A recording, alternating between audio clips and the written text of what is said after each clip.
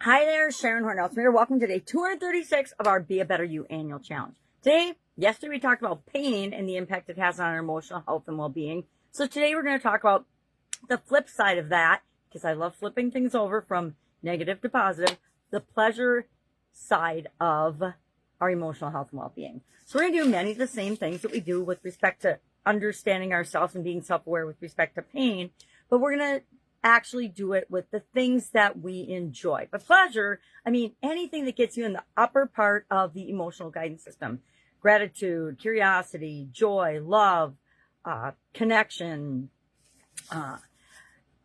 delight, anything that is considered a positive emotion and makes you feel lighter or happier, what would be what I consider pleasure. So what's the role of pleasure and daily pleasure in our life experiences? When we have an experience that's connected to a strong emotional event, it can be a strong positive or a strong negative emotional event.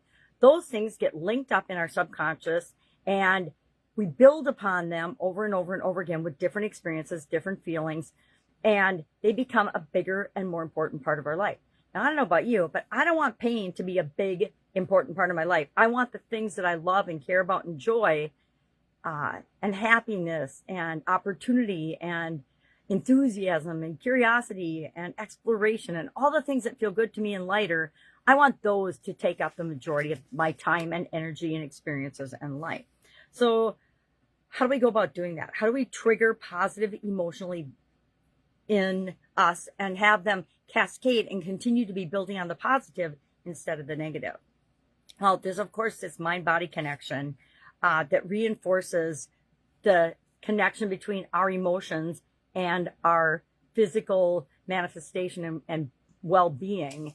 And we get to choose what we're going to focus on. What we focus on, what we pay attention to, is what we'll experience more often and feel more often.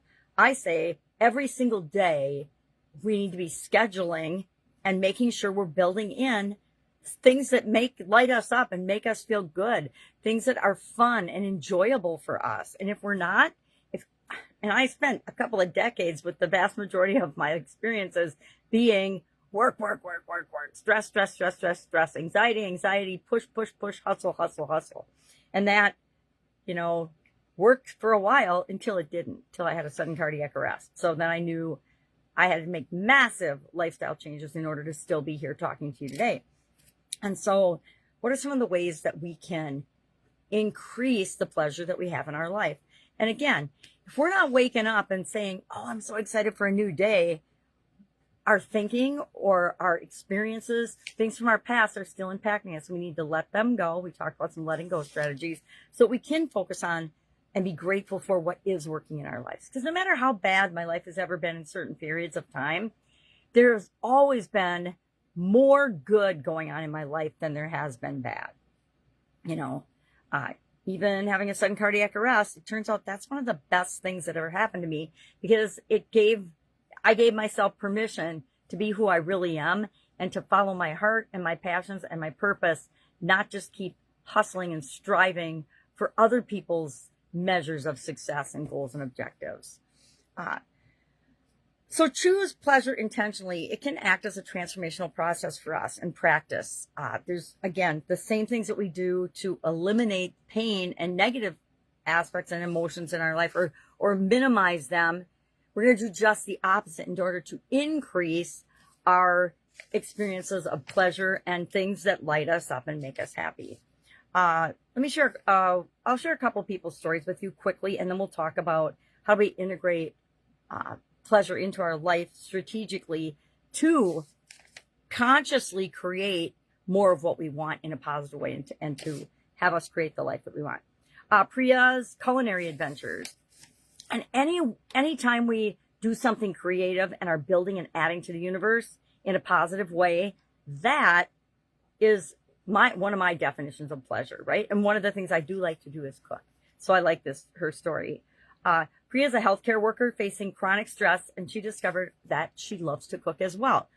She's been experimenting with new recipes and sharing meals with friends because it provides both a sensory satisfaction and a social connection. So not only is she cooking, but she's sharing what she creates with other people. And so she has the social and the positive reinforcement and feedback of, oh my God, that was the best thing I've ever tasted. And she's dramatically improved her overall mood. She noted that prioritizing her culinary joy enabled her to cultivate gratitude and presence in her daily routine. And she came to appreciate the things that were stressing her out. I'm only going to share one story, otherwise I go too long. So how do we strategically introduce more pleasure into our lives? Well, we intentionally plan and become more mindfully aware is how I go about doing it. So some of the practical strategies that we could use would include maintaining a pleasure journal. Yes, I love journaling and writing things down. It allows us to track our responses to different activities. So if we're in an experimental phase where we're trying out new hobbies and activities and things that might bring us joy, if we write down and keep a journal about it, just like a pleasure journal is just a mood journal, right? If we track how it impacts us, we'll find what activities are the best for us and we'll allocate more time to them. Allocate dedicated blocks of time to leisure without guilt.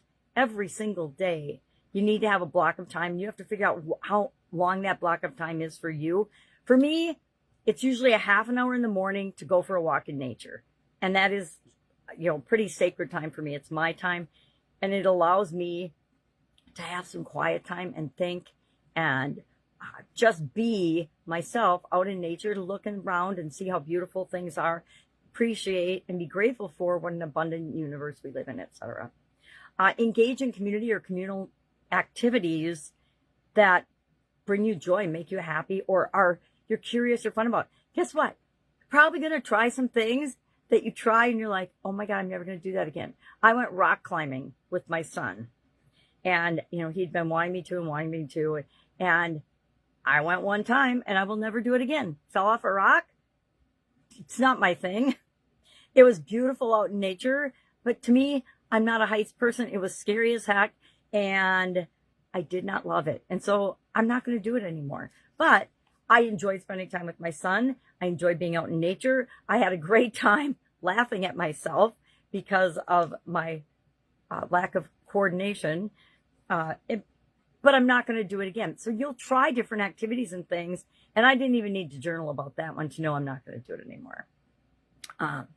Practice mindful attention. So when you are doing activities, you're present for the positive moments. So you can experience and really soak in all the positive emotions and absorb them in the experience so that you can call upon them when stuff isn't going so well, right? So just make it intentional to cultivate positive, pleasurable experiences in your life. Pleasure also can be preventative medicine. I don't know if you know it or not, but it reduces our pleasure, and doing things that we enjoy and are happy about and excited about reduces the levels of stress hormones in our bodies. It improves our immune function, our immune system. Getting better rest and sleep allows us and our bodies to heal more quickly. And it actually leads to more longevity. It helps us live longer. There's been scientific studies on all these things. So today, what are we going to do? We are going to do and block out some time to do one thing that we love and enjoy to do, that gives us pleasure, makes us happy, joyful, ecstatic, curious, adventurous, whatever feels good for you. One thing. Share in the comments below what you did today. Not that what you're going to do. I'm not going to share what I'm going to do because I don't know what it's going to be yet. But what you actually did today to experience pleasure. I'm going to play with my granddaughters, that's for sure.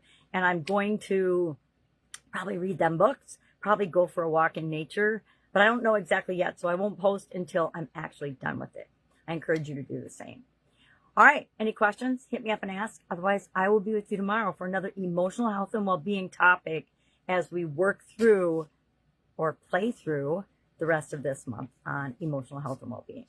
All right, have an awesome day, and I'll, of course, be with you tomorrow.